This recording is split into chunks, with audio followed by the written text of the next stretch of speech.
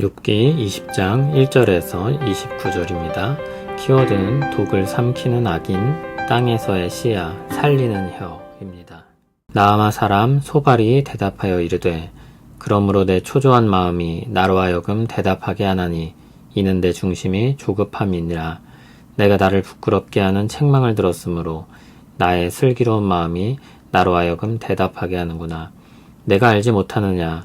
예로부터 사람이 이 세상에 생긴 때로부터 악인이 이긴다는 자랑도 잠시요 경건하지 못한 자의 즐거움도 잠깐이니라.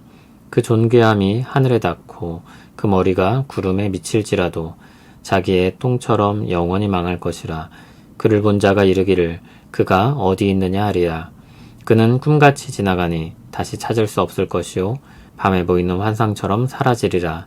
그를 본 눈이 다시 그를 보지 못할 것이요 그의 처소도 다시 그를 보지 못할 것이며 그의 아들들은 가난한 자에게 은혜를 구하겠고 그도 얻은 재물을 자기 손으로 도로 줄 것이며 그의 기골이 청년같이 강장하나 그 기세가 그와 함께 흙에 누우리라. 그는 비록 악을 달게 여겨 혀 밑에 감추며 아껴서 버리지 아니하고 입 천장에 물고 있을지라도 그의 음식이 창자 속에서 변하며 뱃속에서 독사의 쓸개가 되느니라. 그가 재물을 삼켰을지라도 토할 것은 하나님이 그의 배에서 도로 나오게 하심이니 그는 독사의 독을 빨며 뱀의 혀에 죽을 것이라. 그는 강 곧 꿀과 엉긴 젖이 흐르는 강을 보지 못할 것이요 수고하여 얻은 것을 삼키지 못하고 돌려주며 매매하여 얻은 재물로 즐거움을 삼지 못하리니 이는 그가 가난한 자를 학대하고 버렸으며 자기가 세우지 않은 집을 빼앗음이니라. 그는 마음의 평안을 알지 못하니 그가 기뻐하는 것을 하나도 보존하지 못하겠고 남기는 것이 없이 모두 먹으니 그런즉 그 행복이 오래가지 못할 것이라. 풍족할 때에도 괴로움이 이르리니 모든 재난을 주는 자의 손이 그에게 임하리라. 그가 배를 불리려 할 때 하나님이 맹렬한 진노를 내리시리니 음식을 먹을 때 그의 위에 비같이 쏟으시리라. 그가 철병거를 피할 때에는 놋 화살을 쏘아 꿰뚫을 것이요 몸에서 그의 화살을 빼낸즉 번쩍번쩍하는 촉이 그의 쓸개에서 나오고 큰 두려움이 그에게 닥치느니라. 큰 어둠이 그를 위하여 예비되어 있고 사람이 피우지 않은 불이 그를 멸하며 그 장막에 남은 것을 해치리라. 하늘이 그의 죄악을 드러낼 것이요 땅이 그를 대항하여 일어날 것인즉 그의 가산이 떠나가며 하나님의 진노의 날에 끌려가리라. 이는 악인이 하나님께 받을 분깃이요 하나님이 그에게 정하신 기업이니라. 아멘. 두 번째 난타전의 마지막 주자는 소발입니다. 그는 초조하고 조급한 마음으로 말한다고 했습니다. 당장 말하지 않고서는 못 베기는 심정으로 하는 말입니다. 3절을 보면 그는 자신과 친구들이 욥에 의해 책망을 들었고 그로 인해 부끄러움을 느끼기 때문입니다. 자신들이 옳은데 그게 아니라고 할 뿐만이 아니라 책망을 듣고 부끄럽게 되었으니 마음이 평안하지 않습니다. 4절을 보면 소발 역시 엘리바스와 같이 지혜의 전통을 따르고 있습니다. 아주 오래된 지혜입니다. 이 지혜는 오래되기도 하고 많은 사람이 동의하기도 하는 것입니다. 관찰에 의해 확인되고 검증된 것입니다. 악인은 벌을 받는다는 것입니다. 그것이 신앙을 가진 사람들에겐 더 구체적입니다. 하나님께서 악인을 벌하시는 것입니다. 벌을 내리는 주체가 어떤 법칙이 아니라 살아서 온 세상을 심판하실 주권을 가진 하나님이십니다. 그 원리에 따라서 욥의 친구들은 자신들의 주장을 펼칩니다. 그들이 따르는 전통적인 지혜는 하나님께서 악을 심판하심으로 그들의 자랑과 즐거움이 잠시라고 했습니다. 오래가지 못하는 것입니다. 6절에 보듯이 그 존귀함이 하늘에 닿고 그 머리가 구름에 미칠지라도 그것은 영원하지 않으며 금방 무너집니다. 오히려 영원이란 시간은 악인들에게 멸망으로 주어질 것입니다. 잠시의 영광과 영원한 멸망입니다. 그와 같은 그들의 인생은 똥과 같다고 했습니다. 그들의 인생은 사라지고 찾을 수 없는 것입니다. 그들의 자녀들은 몰락할 것입니다. 10절을 보면 가난한 자에게 은혜를 구한다고 했는데 그들의 부를 모두 잃어버리고 빌어먹는 신세가 되는 것입니다. 그들이 얻은 재물은 모두 다른 곳으로 돌아가게 됩니다.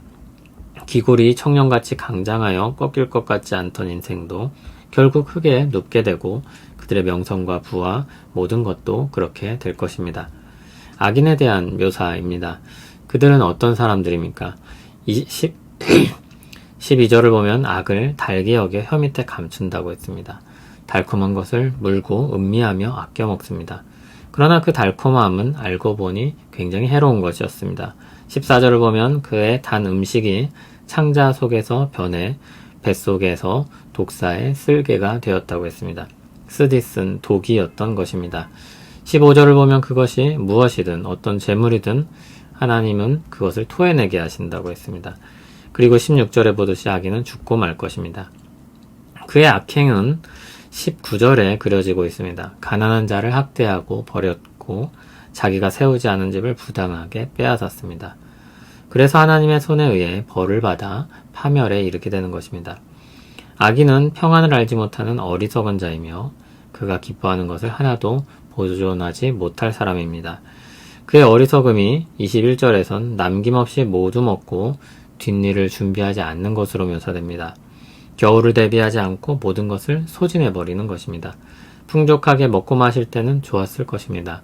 그러나 겨울이 오고 창고가 바닥을 드러내면 후회할 것입니다. 22절은 풍족할 때에도 괴로움이 있을 것이라고 했는데 하나님께서 재난을 주시기 때문입니다. 재난은 23절 아래 이렇게 묘사됩니다.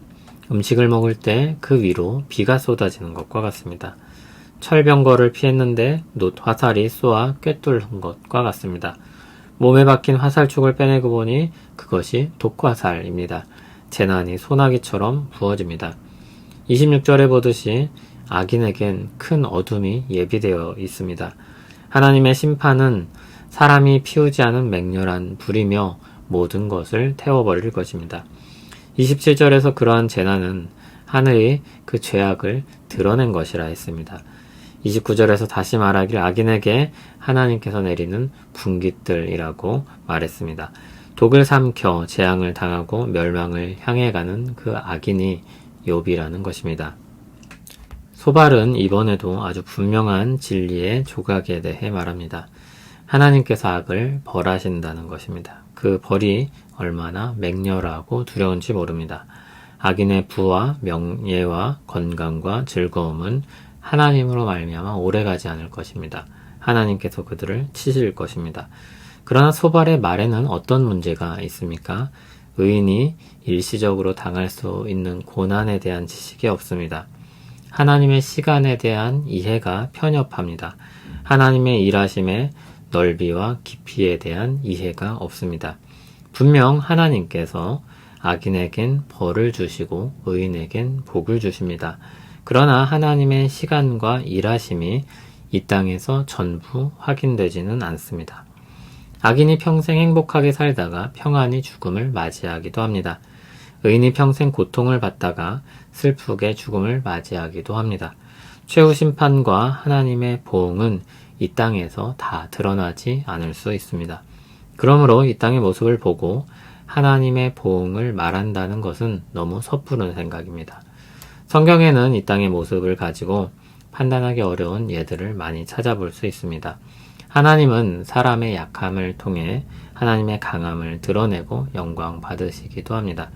예수님께서는 날 때부터 맹인된 사람이 그 누구의 죄 때문이 아니라 하나님께 영광 돌리기 위한 것이라고 했습니다.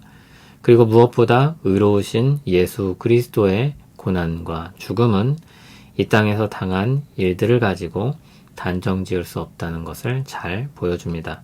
수많은 순교자들의 역사는 교회를 세우고 일으키는 토양과 자양분이 되었습니다. 이 땅에서 우리가 볼 수 있는 것은 아주 한정적입니다. 우리가 보는 것은 아주 일부입니다. 우리 생각은 우리 지식과 경험에 갇혀 있습니다. 우리는 하나님이 아닙니다. 우리가 무엇이든 할 수 있다는 말은 듣기에는 좋지만 사실은 아닙니다. 한계가 있습니다. 꿈도 꾸지 말라는 이야기는 아닙니다. 하나님 앞에 겸손해야 할 것을 말하는 것입니다. 하나님께 대한 순종은 우리 입을 악에서 떠나게 하는 일을 포함합니다. 야고보서는 우리의 혀가 불과 같다고 했습니다. 산 하나를 태워버릴 수도 있는 강력한 힘을 가지고 있습니다. 영광스러운 찬송을 위해서 주신 혀가 악하게 쓰이면 사람을 저주하고 죽입니다. 우리는 성령님의 은혜를 구하면서 우리 생각과 말을 다스려야 합니다. 이를 위해 우리는 판단을 유보하고 기도하며 지혜를 구해야 할 필요가 있습니다. 그럴 때 우리는 하나님께 영광의 찬송을 올려드리고 주님의 사랑의 친절로 사람들을 보듬고 살리게 될 것입니다. 하나님의 사랑이 우리 안에 열매 맺기를 소원합니다. 사랑의 하나님, 우리를 주님의 은혜로 채워 주시옵소서. 우리 생각을 주장하고 남을 판단하려고 하기보다 주님의 생각으로 친절히 대하고 품을 수 있기를 원합니다. 겸손한 생각과 말을 갖게 하시고 사랑의 능력을 소유하게 하옵소서. 우리의 말이 따뜻한 위로와 사랑으로 변하게 하옵소서. 예수님 이름으로 기도합니다. 아멘.